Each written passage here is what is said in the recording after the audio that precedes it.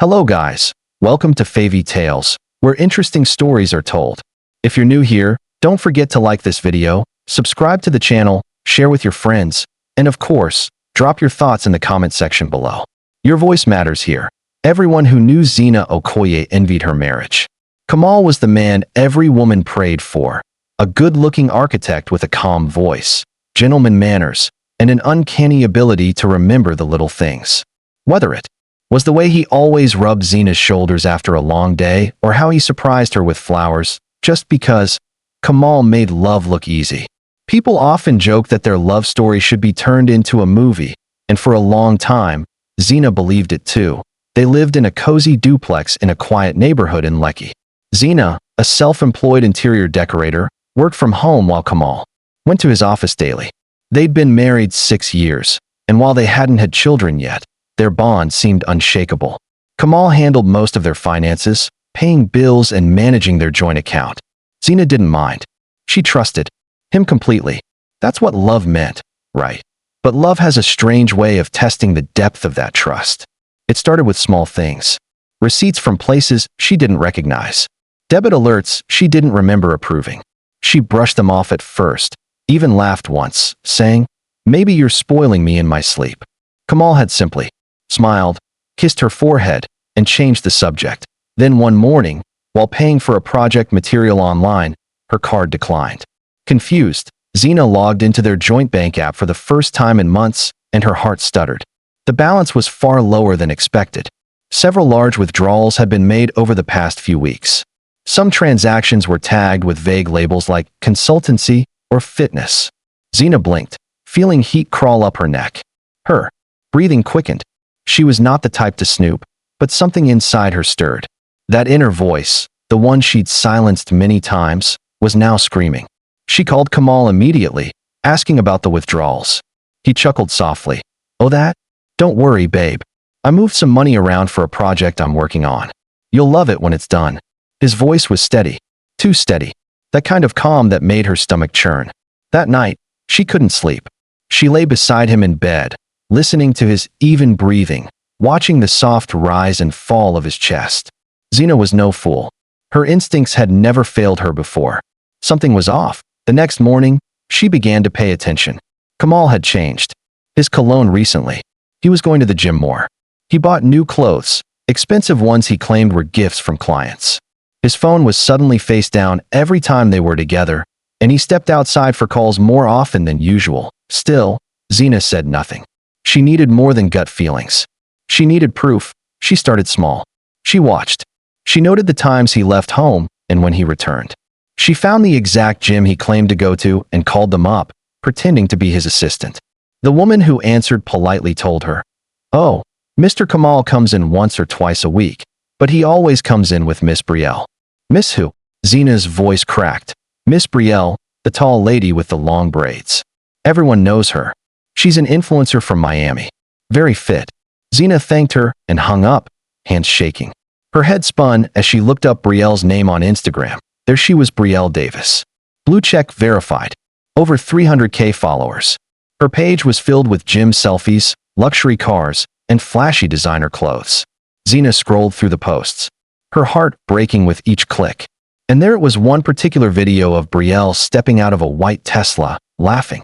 Zina paused it and zoomed in on the license plate. It looked familiar. That was their Tesla. The one Kamal claimed to have loaned to his cousin for business runs. It hadn't been loaned. It had been given. Zina dropped her phone and sat in silence. Her mind buzzed with a cocktail of fury and betrayal. But she didn't scream. She didn't cry. Not yet. She made tea, sat on the couch, and began to piece things together. Every picture, every transaction, every lie. She recorded it all. Zina may have been hurt, but she wasn't helpless. She didn't confront him. Not yet. That would give him the upper hand, and she was done giving Kamal power. Instead, she visited their lawyer friend under the guise of discussing property rights. She asked hypothetical questions. She inquired about asset protection, power of attorney, and corporate shells. She took notes. Days passed, then weeks. Zina played her role of a well-loving wife, trusting partner. She even cooked Kamal's favorite ogbono soup and kissed him goodnight like everything was fine. But in her heart, quiet war was brewing. Then came the second shock. Zina received a call from her cousin who worked at a bank on the island. "Sis," she said, her voice tight. "I don't know if I should be telling you this, but I just saw your husband transfer nearly 15 million naira from your joint account to a personal account we've never seen before. It's not in his name." Zina's breath caught. "Whose name is it in?" Her cousin whispered, "B. Davis." Zina's fingers clenched around her phone. The betrayal wasn't just emotional. It was financial. Kamal was building a new life, and he was funding it with their savings. She ended the call and sat motionless. The man she built with the one she believed in was robbing her in plain sight. But Kamal had underestimated the woman he married. Zina reached into the drawer where she kept her late father's documents. Among them was a folder, Cedar Holdings Limited, a shell company her father created for his real estate investments. She'd forgotten all about it until now. Over the next week, she contacted a discreet realtor, transferred her inheritance into Cedar Holdings, and acquired 2 luxury short-let apartments under the company's name. All legal, all traceable to her, but not directly. She adjusted her posture, looked at herself in the mirror, and for the first time in weeks, smiled faintly. Kamal thought he was the only one playing a game. But now, she was making her move. The final straw came one evening. As Kamal returned home late, his shirt was unbuttoned, and his perfume, definitely not his usual scent, was heavy with something floral. She watched him enter, lie about a meeting, and kiss her like nothing had changed. Zina didn't flinch. She leaned into the kiss and whispered, "We need to visit the bank together tomorrow. There's something I want to do with the house funds. A surprise for you." And just like that, Kamal took the bait. The next morning arrived with the thick humidity Lagos was known for, but Zina didn't feel the heat. Dressed in a crisp blue blouse and wide-legged cream pants, her posture was poised, face calm. But inside her chest, a storm of fury and strategy swirled. Kamal, ever oblivious, hummed as he adjusted his watch, complimented her appearance, and said, "You look stunning, babe. Almost like you're trying to seduce the bank manager." Zina forced a light laugh. "Maybe I am. Might help us get a better deal." They stepped out together, Kamal unlocking the Tesla with a tap of his phone, her phone actually, bought with her design commissions. As they cruised towards the bank, Zina stared out the window, silent, watching Lagos blur past her. Kamal droned on about construction projects and annoying clients. She nodded where necessary, even cracked a few jokes. But her heart wasn't there. Her eyes were already locked on the destination, the bank. They were ushered into a private room. Their account manager, Mr. Abdul, smiled, oblivious to the tension that vibrated beneath Zina's smile. She slid the folder toward Kamal across the table. "Baby, I've been thinking of investing in a short-let building on Banana Island. It's already in progress. I just need your signature to shift the last of our house equity into the holding account." Kamal blinked. "Wait, what house equity?" She smiled, soft and slow. "The duplex. I refinanced it last year. Remember when you said I could handle the paperwork for our anniversary?" He chuckled nervously. "Are you serious?" Mr. Abdul nodded. "Yes, we have the record here. The property's equity was converted into a fixed deposit under your joint names." Zina leaned in, eyes gentle. "So, just sign this, and we move the funds to Cedar Holdings' operational account. It's for us, babe." Still unsure, Kamal scratched his chin. "Cedar Holdings?" She winked. "My dad's old company. I reactivated it for this." The documents were airtight, drafted with the help of a silent lawyer and vetted twice. What Kamal didn't know was this. By signing, he gave up all access to their joint properties and granted Zina full power of attorney over their shared assets, most of which had already been discreetly rerouted under Cedar Holdings' umbrella. Kamal signed. Zina watched his hand move across the page. She almost pitied him, almost as the last signature dried. Zina stood slowly. Her voice, for the first time in months, dropped its softness. "Thank you, Kamal. That was the final piece I needed." His brow creased. "Huh." She turned to Mr. Abdul. "Please lock down the following accounts: personal and joint. Immediate freeze. I have the legal mandate now." "What the hell are you talking about?" Kamal's voice cracked. She slid a second folder to him. "Read. It's a ledger of every withdrawal you've made in the last 6 months.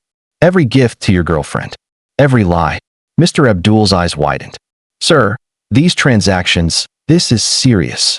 Kamal flipped through the documents. You went through my finances? Zina tilted her head. No. Our finances.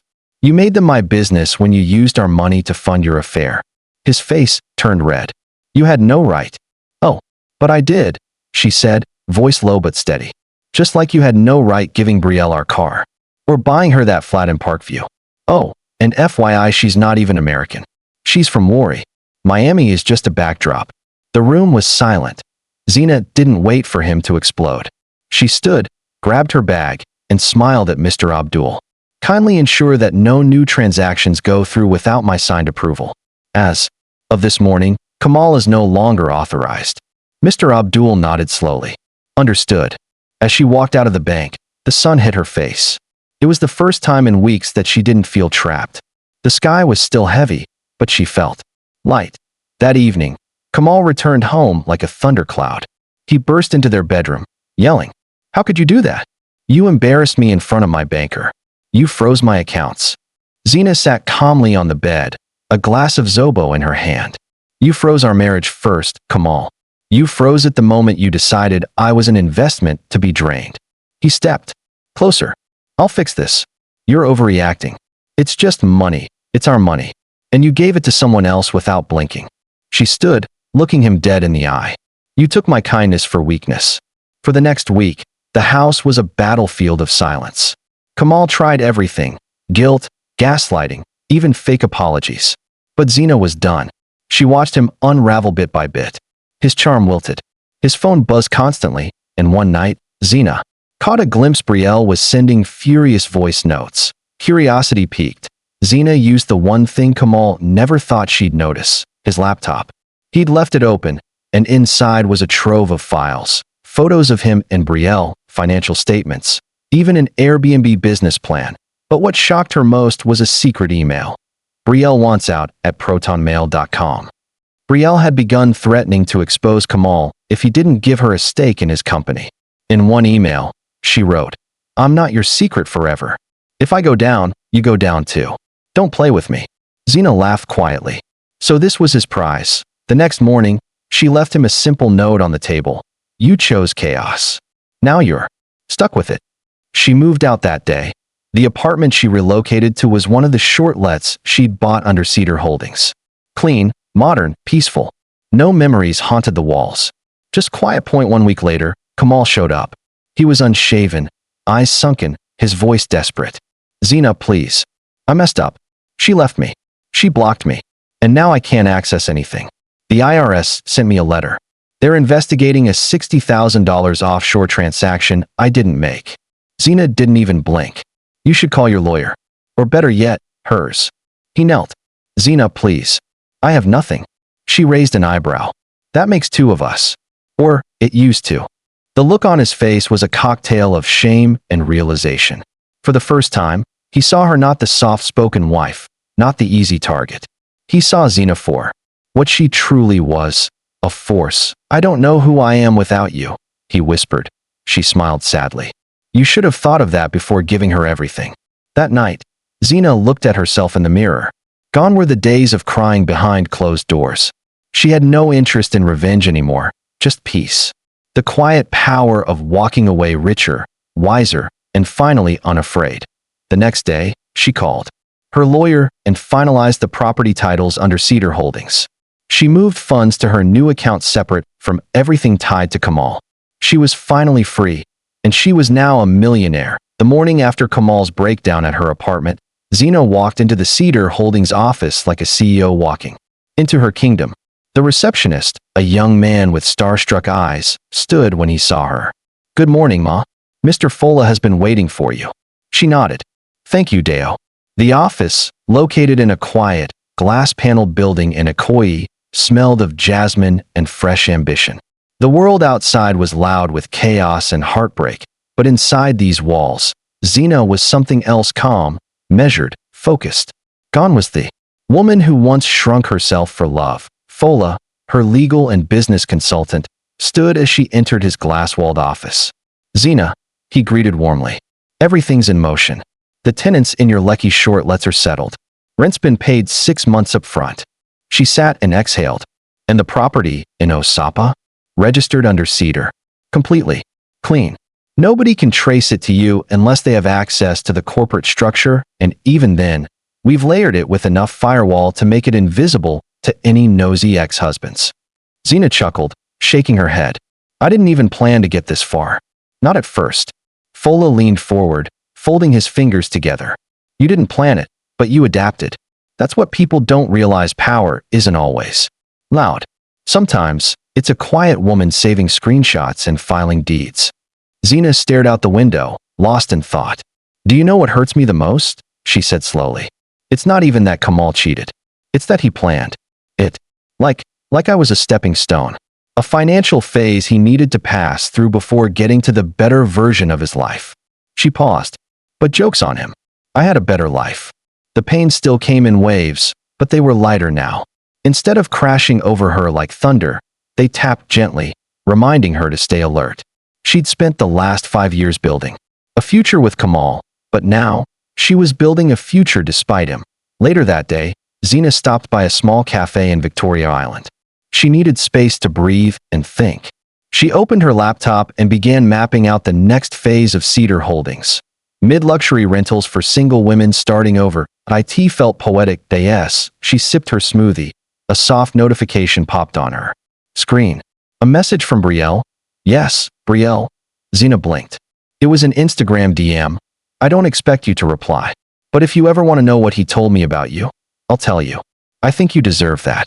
Zena stared at the message, fingers hovering. She wasn't sure if she was ready. Part of her wanted to ignore it and let the past rot. But another part of her, the curious, strategic side, wanted answers. Not for closure. For context, she replied, meet me tomorrow. Palette Cafe. 4 p.m. The next day, Brielle walked in. Exactly on time. Tall, sculpted, dressed in designer athleisure, but with an aura that had dimmed. She looked tired. Defensive.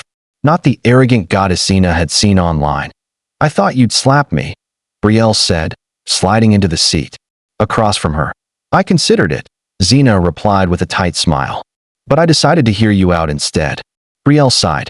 Look, I didn't know about you. Not at first. He said he was separated. That you were bitter and refused to sign divorce papers. He said you were controlling, manipulative, and spent all his money. He even showed me edited screenshots of fake fights.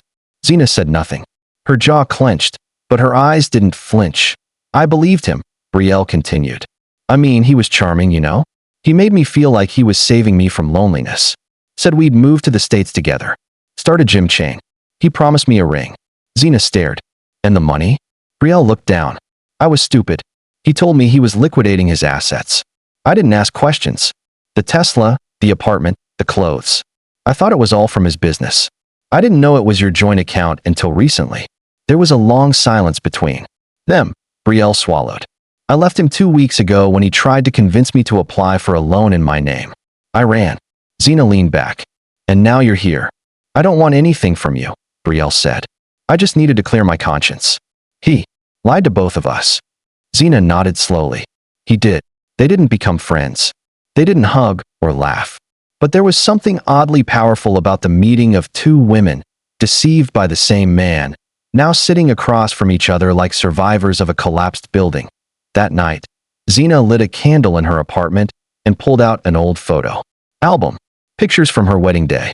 Her in ivory lace, Kamal in his silver agbada, their eyes locked in what she'd once believed was eternal love. She took a deep breath and began pulling each picture out. Not in anger, not in sorrow, but with finality. She stacked them neatly, tied them with twine, and placed them in a box marked before. Tomorrow was her future. Zena soon hired a project manager and launched her property brand under Cedar Holdings, Z Estates, a real estate platform for women starting over, widows, divorcees, even students. She made it affordable, safe, and beautiful. And most of all, she made it hers. Money started flowing in from her rentals, her designs, and private investors.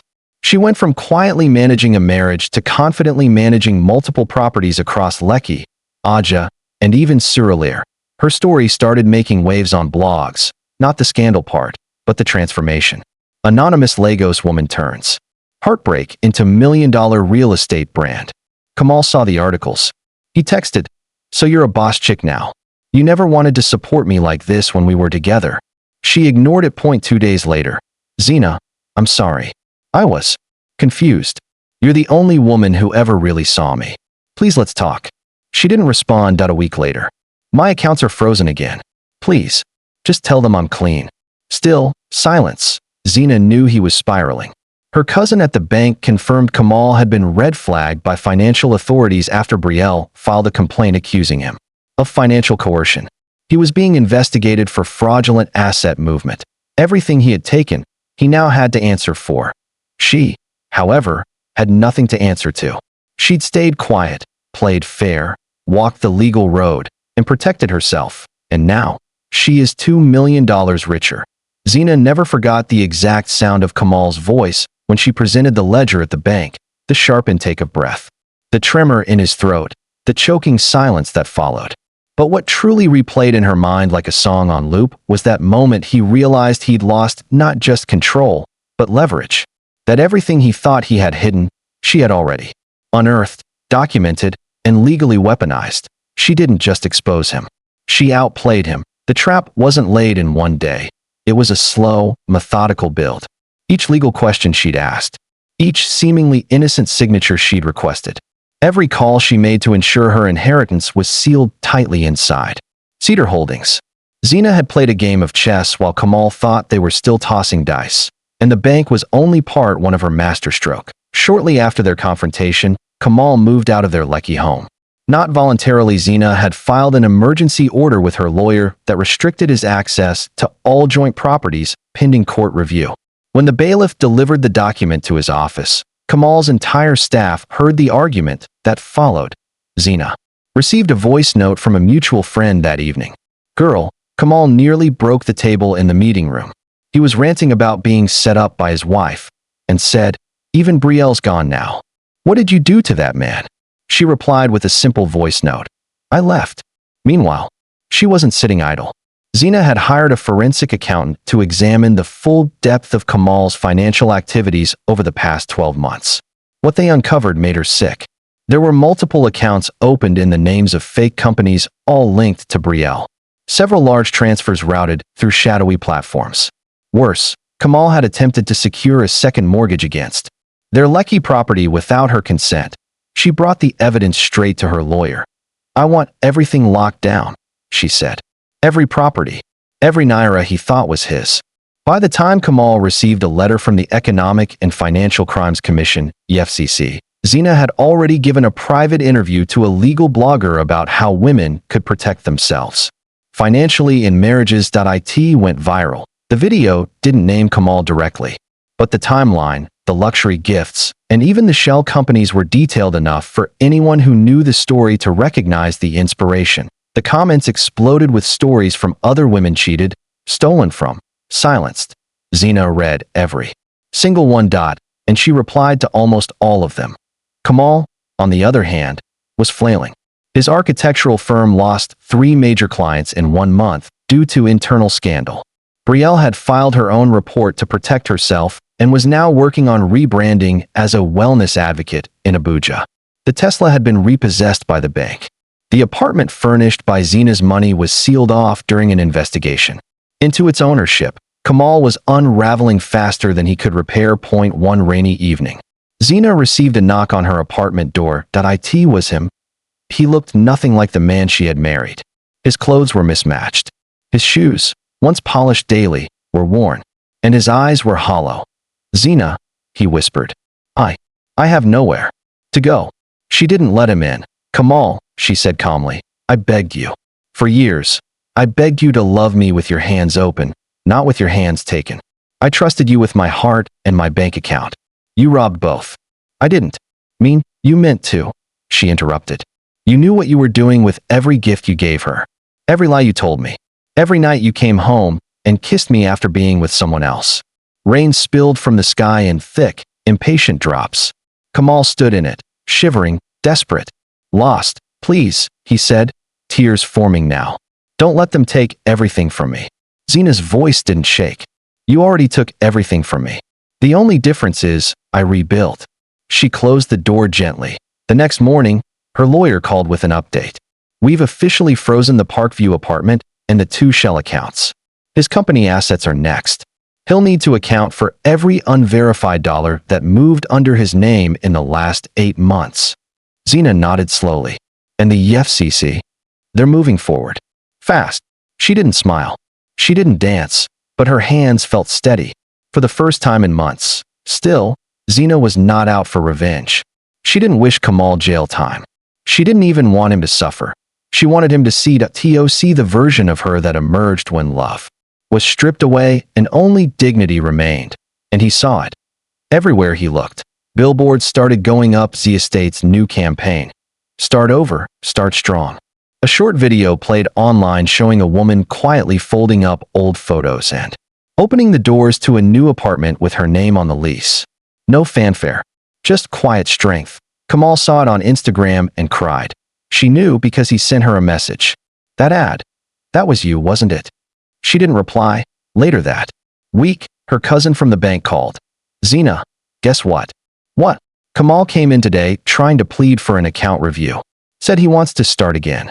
We told him the only account he can access is his corporate one, and that the IRS had sent another letter. Zena chuckled softly. Did he cry? He did more than cry. He asked if we could ask you to lift the freeze. And what did you say? I said, bro, you don't even exist on this system anymore.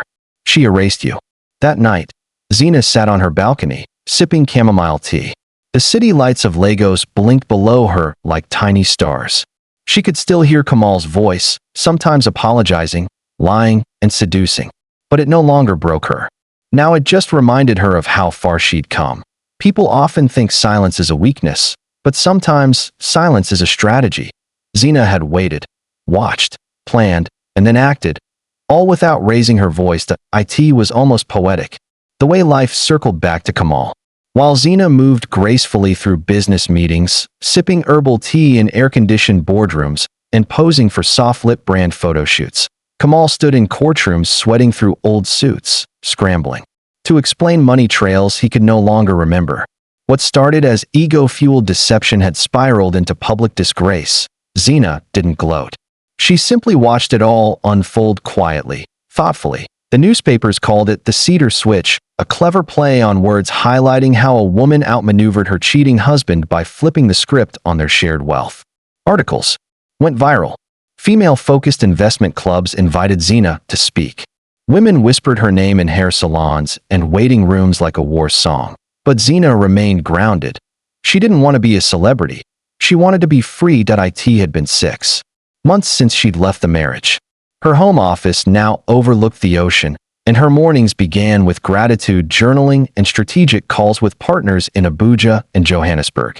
Cedar Holdings had grown into a network of quiet success stories of women rebuilding their lives with dignity and property titles. Every time a new tenant signed a lease with Z Estates, Zena smiled, because every signature was a new beginning.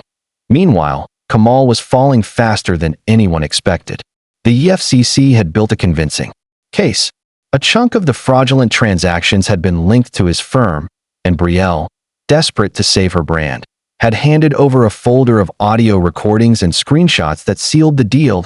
He was suspended from practice for a year pending investigation. And just like that, the man who once controlled all the cards was broken, blacklisted, and abandoned.